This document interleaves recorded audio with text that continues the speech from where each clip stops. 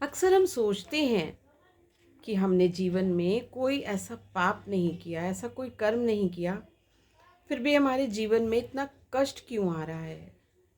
क्यों हम इतनी परेशानियां उठा रहे हैं? ये कष्ट और कहीं से नहीं, बल्कि हमारे द्वारा लोगों की बुराइयां करने के कारण भी हमारे पाप कर्मों में ट्रांसफ़र हो जाता है। अक्सर हम जाने अनजाने में लोगों की बुराइयां करने बैठ जाते हैं। किसी ने कोई गलती नहीं भी की है, उसको बढ़ा चढ़ाकर दूसरों से बताने लगते हैं। अक्सर ये गलतियां हम लोगों से हो जाती हैं और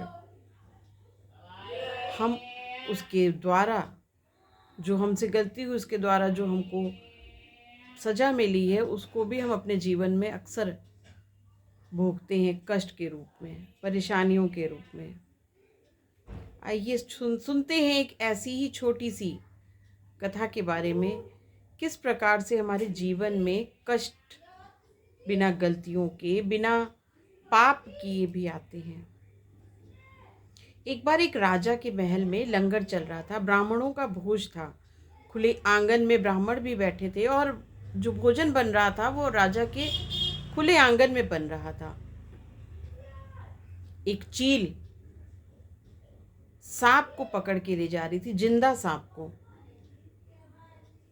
और वो उस क्षण राजा के महल के ऊपर से निकली। उसी क्षण उस सांप ने अपने मुख से जो जहर था वो निकाला, और वो जो जहर था वो नीचे आंगन में बन रहे भोजन में गिर गया। भोजन जहरीला हो गया। न राजा को इस बारे में कुछ पता था, ना ही रसोइये को, कि भोजन जहरीला हो गया है।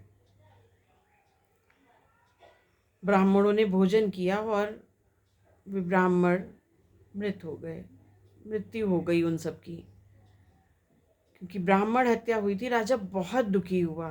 उसे समझ में नहीं आया ऐसा कैसे हो गया, क्यों हो गया, क्या कारण था, क्योंकि उस जहर के बारे में ना ही राजा को पता था, ना ही उस रसोइये को। रसोइया भी बहुत परेशान हुआ, किंतु जब उन लोगों को कुछ पता ही नहीं था कारण का, तो बस वो परेशान ही हो सकते थे कि क्या कारण था। उधर यमराज को ये नहीं समझ में आ रहा था कि इस ब्राह्मण हत्या का दोष किसे दिया जाए। उस राजा को, जिसे पता ही नहीं था, उस रसोइये को, जिसे ज्ञात ही नहीं था कि भोजन में जहर गिर गया और भोजन जहरीला हो गया है, उस चील को जिसने सांप को दबोचा हुआ था, या उस सांप को जिसके जहर के कारण उन ब्राह्मणों की हत्या हो गई। अब राजा परेशान थे और उधर यमराज परेशान थे कि इस पाप कर्म का दोष किसे दिया जाए। कुछ समझ में नहीं आ रहा था। कुछ समय बीता। कुछ समय के पश्चात कुछ ब्राह्मण आए उस राज्य में राजा से मिलने के लिए। उन्होंने उस महल का रास्ता, मार्ग में एक महिला से पूछा। उस महिला ने रास्ता बता दिया, परंतु साथ में एक ये भी बोल दिया, उन ब्राह्मणों से ये भी बता दिया कि उस महल में जाना जरूर, पर राजा से बच के रहना। वो ब्राह्मणों की हत्या कर देता है। ब्राह्मणों को भोजन कराता है, आदर करता है, और उसके बाद उनकी हत्या कर देता है। बहुत बढ़ा चढ़ाकर उसने उन ब्राह्मणों से ये बात कह दी। उसी क्षण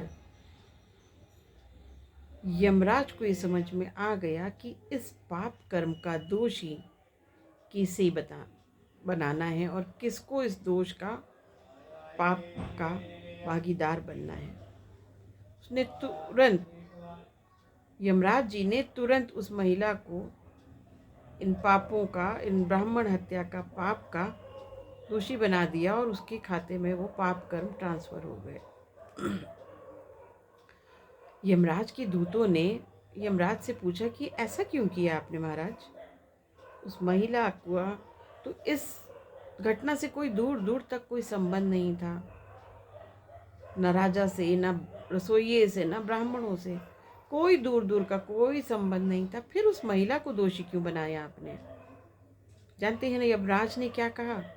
यमराज ने कहा उसका कोई दोष नहीं था, किंतु जो गलती अनजाने में हुई उस महिला ने उसका दोष बढ़ा चढ़ाकर, उसकी बुराइयां बताकर राजा को दोषी बना दिया। इसलिए किसी की बुराई करने से पहले एक बार सोचिएगा ज़रूर।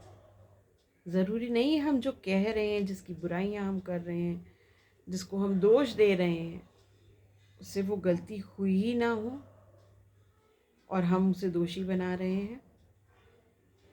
क्योंकि ईश्वर सब देख रहा है, उसे कुछ नहीं छुपा है,